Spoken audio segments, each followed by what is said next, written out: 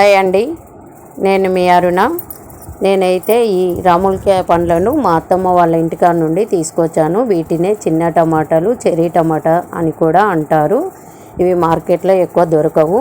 ఊర్లలో గుంపులు గుంపులుగా చెట్లు వచ్చి గుత్తులు గుత్తులుగా ఉంటాయి. ఆ కాయలను నేను తెంపుకొని వచ్చాను.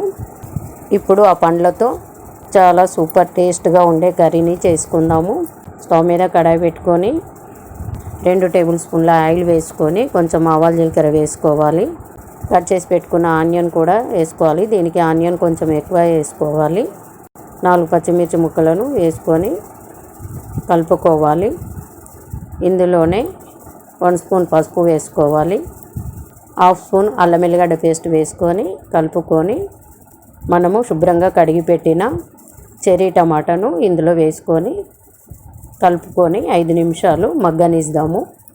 మగ్గిన తర్వాత 1 స్పూన్ కారం వేసుకొని 1 స్పూన్ సాల్ట్ వేసుకొని 2 మినిట్స్ మగ్గనిద్దాం. ఇప్పుడు కొంచెం గరం మసాలా వేసుకొని పైనుంచి కొత్తిమీర వేసుకొని అంతేనండి.